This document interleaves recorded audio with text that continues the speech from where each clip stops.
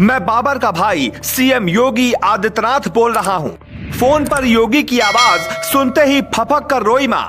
योगी ने एक फोन से जीत लिया मुसलमानों का दिल। चुनाव में मुसलमानों के ठेकेदारों की बाढ़ होती है, लेकिन चुनाव के बाद योगी के अलावा बाबर की मां का दर्द कोई नहीं बांट पाया। मुसलमानों के मन में मोदी योगी ने जगह बनाई तो कुछ समाज के ठेकेदारों को यह बात नहीं भाई।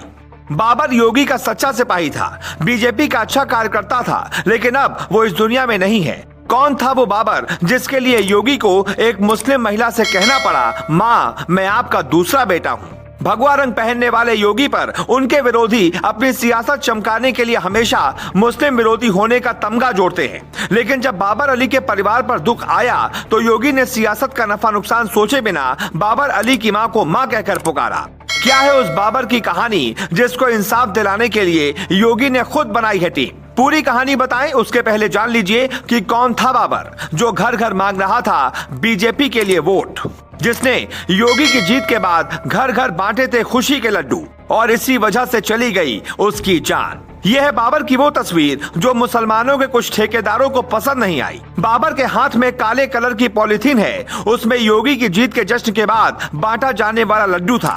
कुशीनगर के रामकोला थाना क्षेत्र के कटघरही गांव के निवासी सूबेदार अली का सबसे छोटा बेटा बाबर अली गांव के अम्बुआ चौराहे पर मुर्गा बेचने का काम करता था।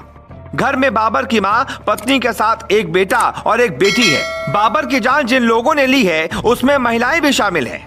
बाबर की जान लेने वाले उसी के धर्म के लोग हैं, क्योंकि बाबर के मन में योगी के लिए सम्मान था। 20 मार्च को बाबर पर हमला हुआ। बिना वक्त गवाए योगी ने जांच के आदेश दिए। जिम्मेदार पुलिसकर्मियों को हटाया गया। 2 लाख की तत्काल मदद पहुंचा दी गई। 30 मार्च को योगी ने बाबर की मां से बात करते हुए कहा, मैं आपका दूसरा बेटा हूं। फोन पर बाबर की मां से योगी ने यह तक कहा, एक भी आरोपी बख्शा नहीं जाएगा। योगी के एक फोन के बाद साफ हो गया मुसलमानों के ठेकेदारों से अच्छे हैं योगी। यह है यूपी का जिला कुशीनगर। योगी आदित्यनाथ कुशीनगर की एक घटना के कारण ही देश भर में छाए थे। वो घटना 20 साल पुरानी है। फिर कुशीनगर में बाबर की जान गई तो योगी ने बाबर की मां को मां कहकर बुलाया और सबका दिल जीत लिया। फोन पर योगी से बात करते ही बाबर की मां मीडिया से बोली, परिवार दहशत में है, लेकिन मुख्यमंत्री से बात कर हिम्मत मिली है। जिस तरह मेरे बेटे को मारा गया, आरोपियों का परिवार भी बर्बाद होना चाहिए। बाबर की विधवा पत्नी और बेटे को लेकर मुझे चिंता हो रही है। हालांकि मुख्यमंत्री ने परिवार को निश्चिंत रहने का आश्वासन दिया है और मामले में सख्त कार्रवाई की बात कही है। अब सवाल उठता है कि कितने बाबर को